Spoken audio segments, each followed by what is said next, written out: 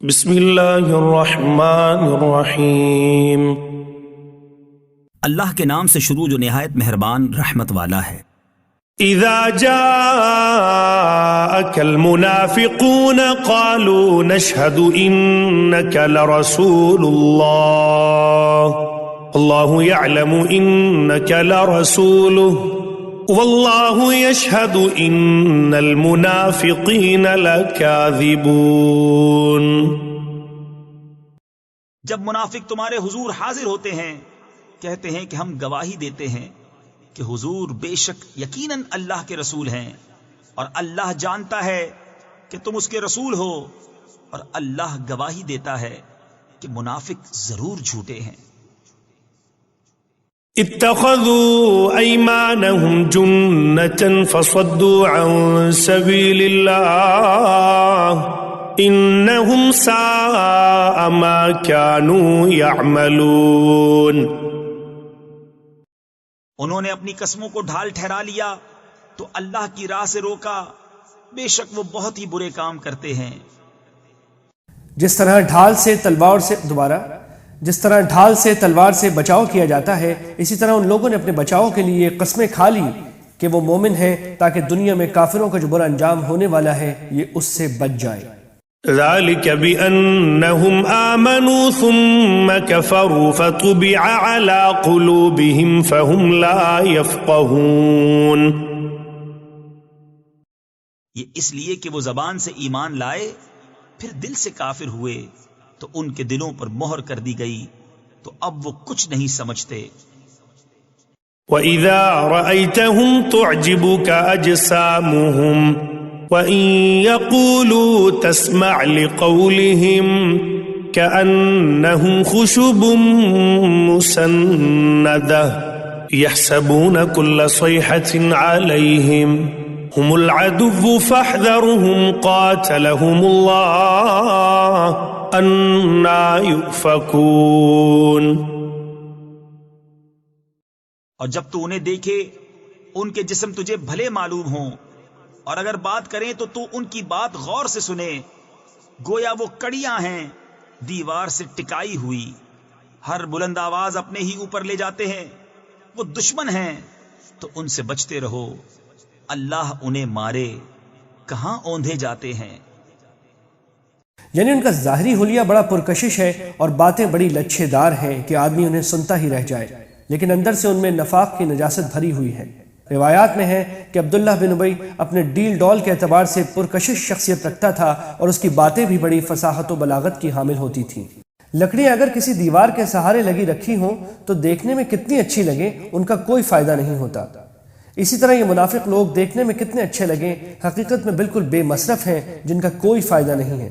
یہ لوگ جب حضرت صلی اللہ علیہ وسلم کی مجلس میں بیٹھتے تو ان کا جسم اگرچہ مجلس میں ہوتا تھا لیکن دل و دماغ آپ کی طرف متوجہ نہیں ہوتا تھا، اس لحاظ سے بھی انہیں بے جان لکڑیوں سے تشبیہ دی گئی ہے۔ چونکہ ان کے دل میں چور ہے، اس لیے اگر مسلمانوں میں کوئی شور ہو تو یہ سمجھتے ہیں کہ ہمارے خلاف کچھ ہو رہا ہے۔ وَإِذَا قِيلَ لَهُمْ تَعَالَوْا يَسْتَغْفِرْ لَكُمْ رَسُولُ اللَّهِ لَوَّوْا رُؤُوسَهُمْ وَرَأَيْتَهُمْ يَصُدُّونَ وَهُمْ مُسْتَكْبِرُونَ۔ اور جب ان سے کہا جائے کہ آؤ رسول اللہ تمہارے لیے معافی چاہیں تو اپنے سر گھماتے ہیں، اور تم انہیں دیکھو کہ غور کرتے ہوئے منہ پھیر لیتے ہیں۔ قرآن کریم نے جو لفظ استعمال فرمایا ہے اس کا ترجمہ سر کا موڑنا بھی ہو سکتا ہے اور ہلانا بھی۔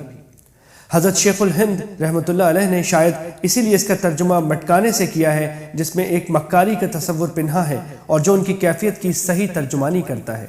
سواء علیہم استغفرت لهم ام لم تستغفر لهم لن یغفر اللہ لهم ان اللہ لا يهدی القوم الفاسقین۔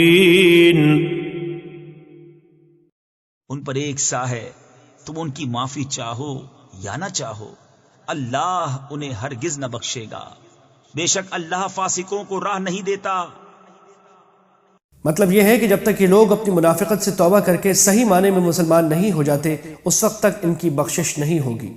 هم الذين يقولون لا تنفقوا على من عند رسول الله حتى ينفضوا ولله خزائن السماوات والأرض ولكن المنافقين لا يفقهون.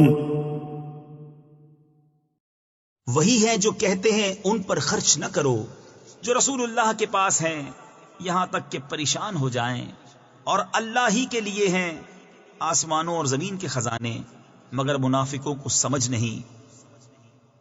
سورت کے تعارف میں جو واقعہ اوپر آ چکا ہے اس میں یہ بات عبداللہ بن ابی نے اپنے ساتھیوں سے کہی تھی کہ مسلمانوں پر اپنا مال خرچ کرنا بند کر دو. اس کے نتیجے میں معاذ اللہ صحابہ رضی اللہ تعالی عنہ حضرت صلی اللہ علیہ وسلم کو چھوڑ کر کہیں اور چلے جائیں گے. يقولون لئن رجعنا إلى المدينة ليخرجن الأعز منها الأذل ولله العزة ولرسوله وللمؤمنين ولكن المنافقين لا يعلمون. کہتے ہیں ہم مدینہ پھر کر گئے تو ضرور جو بڑی عزت والا ہے وہ اس میں سے نکال دے گا اسے جو نہایت ذلت والا ہے، اور عزت تو اللہ اور اس کے رسول اور مسلمانوں ہی کے لیے ہے، مگر منافقوں کو خبر نہیں. یہ وہی بات ہے جو عبداللہ بن ابی نے کہی تھی، پھر اس سے مکر گیا تھا. تفصیلی واقعہ اوپر آ چکا ہے. يا أيها الذين آمنوا لا تلهكم أموالكم ولا أولادكم عن ذكر الله ومن يفعل ذلك فأولئك هم الخاسرون. اے ایمان والو، تمہارے مال نہ تمہاری اولاد کوئی چیز تمہیں اللہ کے ذکر سے غافل نہ کرے، اور جو ایسا کرے تو وہی لوگ نقصان میں ہیں.